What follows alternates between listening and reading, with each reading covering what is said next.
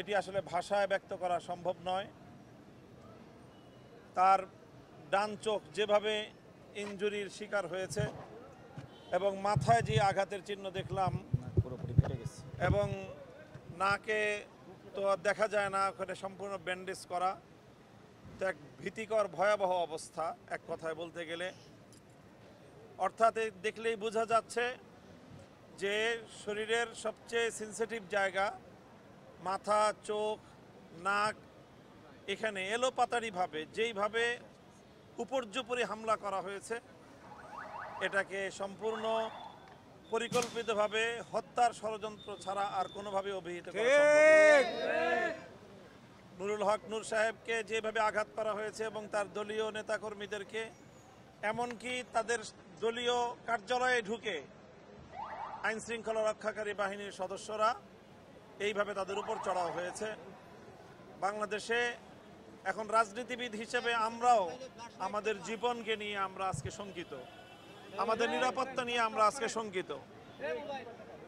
আমরা অত্যন্ত উদ্বেগ এবং উৎকণ্ঠার সাথে যে কথাটি ব্যক্ত করতে চাচ্ছি সেটা হলো এই, আজকে এই 29শে আগস্টের এই হামলা, এটা আমাদেরকে মনে করিয়ে দিচ্ছে যে 2024-এর 5ই আগস্ট পূর্ববর্তী পুলিশের চরিত্র কোনো পরিবর্তন ঘটেনি। দেশ আজ গভীর সংকটের মুখে।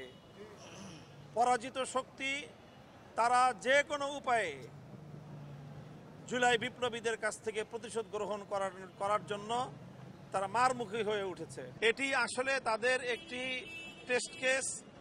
তারা যদি আজকে নুরুল হক নূরের উপর এভাবে হামলা চালিয়ে এবং তার দলীয় সেক্রেটারি জেনারেল জনাব রাশেদ খান এবং অন্যান্য তাদের দলীয় প্রায় অর্ধ শতাধিক নেতাকর্মীদেরকে এইভাবে বর্বরোচিত হামলায় ক্ষতবিক্ষত করে দিয়ে, তাদেরকে হাসপাতালে শয্যাশায়ী করে দিয়ে যদি এই হামলাকারীরা পার পেয়ে যায়, তাহলে জুলাই বিপ্লবের অংশীজন কেউ নিরাপদ থাকবে না। আমাদের ভাইয়েরা সহস্রাধিক তাজা প্রাণ রক্তের বিনিময়ে যেই ফ্যাসিবাদকে বাংলার মাটি থেকে উৎখাত করেছে, তারা আবার এভাবে 1 বছর অতিক্রান্ত হতে না হতেই আবার সে আগস্টে তারা আমাদের নেতৃবৃন্দকে রক্তাক্ত করে পাল্টা চ্যালেঞ্জ ছুড়ে দিয়েছে। ডাক্তারদের সাথে কথা বলেছি,